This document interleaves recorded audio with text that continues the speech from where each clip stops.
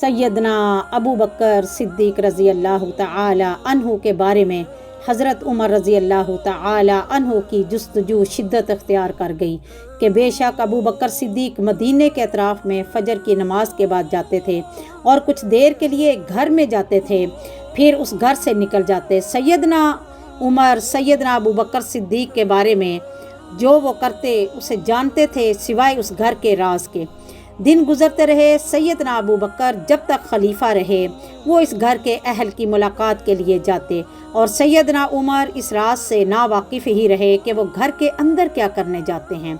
एक दिन सैयदना उमर सैयदना अबू बकर के निकल जाने के बाद उस घर में रुके रहे ताकि वो अपनी आँखों से देखें कि इसके अंदर क्या है और देखें कि अबू बकर नमाज फ़जर के बाद इसमें क्या करते हैं।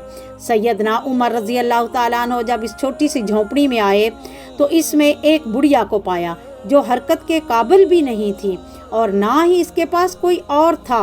ऐसे लग रहा था कि वो आँखों से अंधी है और उन्होंने इस घर में इसके अलावा और कुछ ना पाया। सैयदना उमर रज़ी अल्लाह ताला अन्हु ने जो देखा इस पर हैरान हुए और इस बात का इरादा किया कि वो इस बुढ़िया के साथ सैयदना अबू बकर रज़ी अल्लाह ताला अन्हु के ताल्लुक़ का राज जाने। सैयदना उमर रज़ी अल्लाह ताला अन्हु ने बुढ़िया से पूछा, ये शख्स जो आपके पास आते हैं ये क्या करते हैं? इनकी मुराद सैयदना अबू बकर सिद्दीक़ रज़ी अल्लाह ताला अन्हु से थी।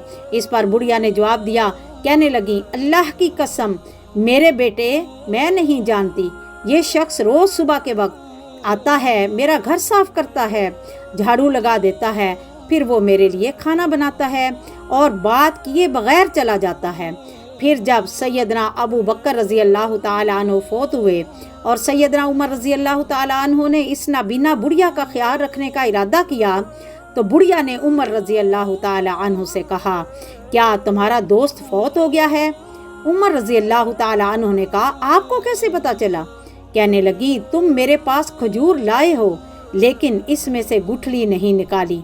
सैयदना उमर बिन खत्ताब रज़ी अल्लाह ताला अन्हु अपने घुटनों के बल गिर पड़े और आंखों से आंसू बह पड़े और एक मशहूर जुमला कहा, ए अबू बकर आपने अपने बाद आने वाले खुलाफा को थका दिया है। ए अबू बकर आपने अपने बाद आने वाले खुलाफा को थका दिया है। क्या हम अबू बकर को रोएं या उमर को रोएं या किसी की ज़रूरत में उसकी मदद करने में अपनी हिर्स और बुखल को रोएं? हम क्या करें? अल्लाह ताला उनसे राज़ी हो और वो अपने अल्लाह ताला से राज़ी हों।